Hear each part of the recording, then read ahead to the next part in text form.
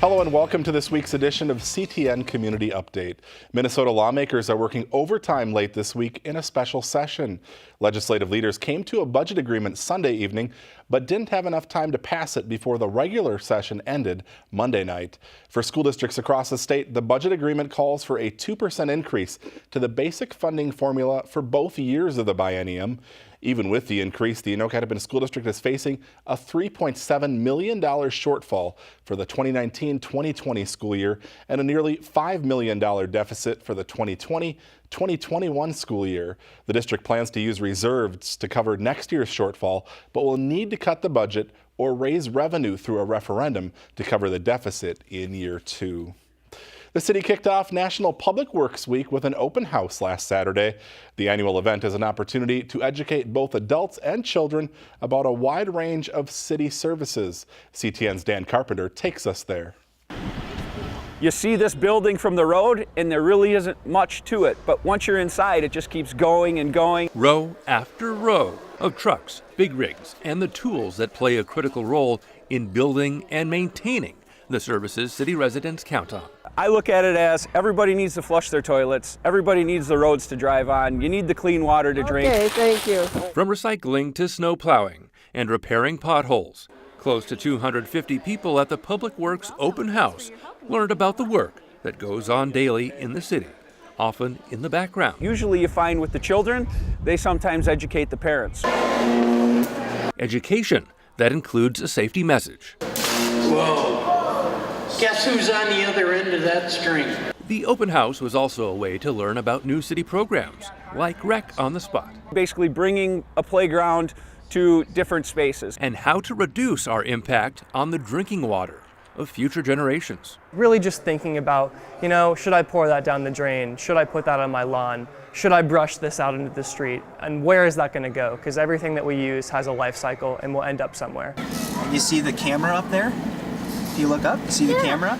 One-on-one conversations that can build understanding when you see city employees on the job.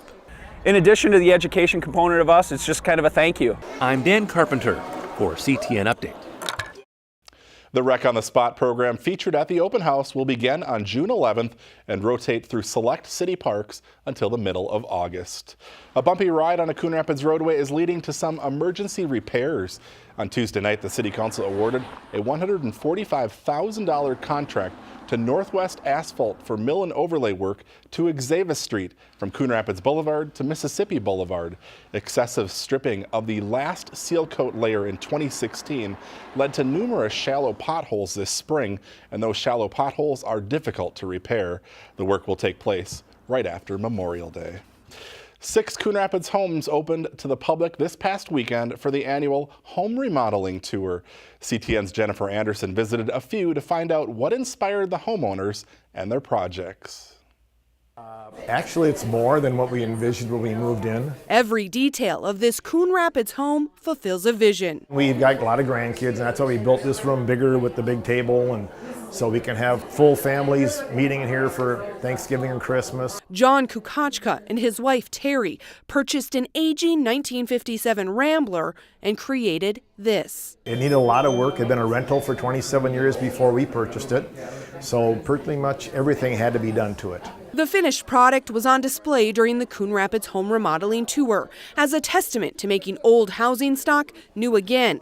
It was also a chance to see the impact of the city's Home for Generations 2 program. With what the city will do for helping you out and the grant money that's available after you do your work, and they help with the permits and they help with the designing if you need that, it really was a no-brainer.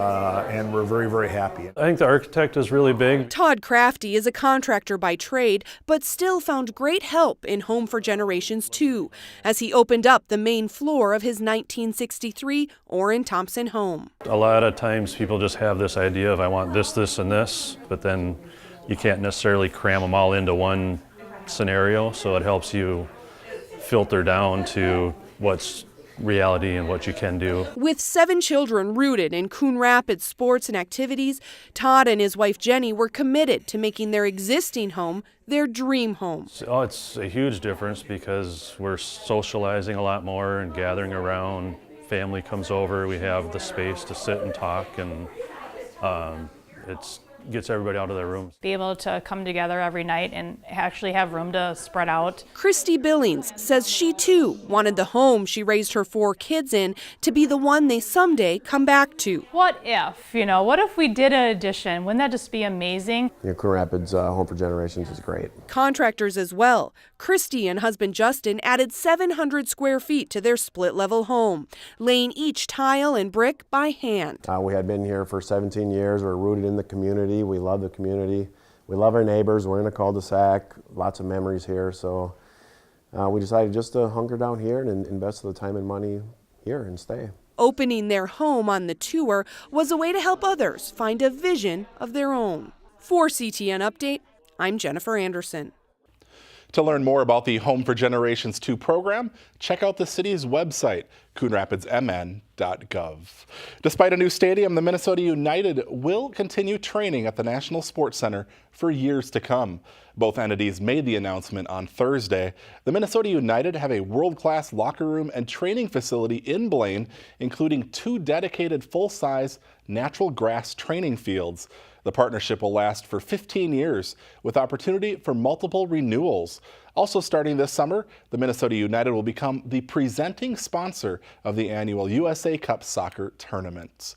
Another announcement by the National Sports Center this week, they are partnering with the Spring Lake Park School District to install artificial turf on 2 outdoor fields. The fields are south of 105th Avenue and northeast of Centerview Elementary School, which opened last fall. They will share the costs of the $2.2 million project, which will also include lighting for the fields and improved fencing. Construction will soon get underway, and the fields should be ready in early August. Well, this weekend marks the unofficial start of summer and hopefully warmer weather soon for all those activities on the water.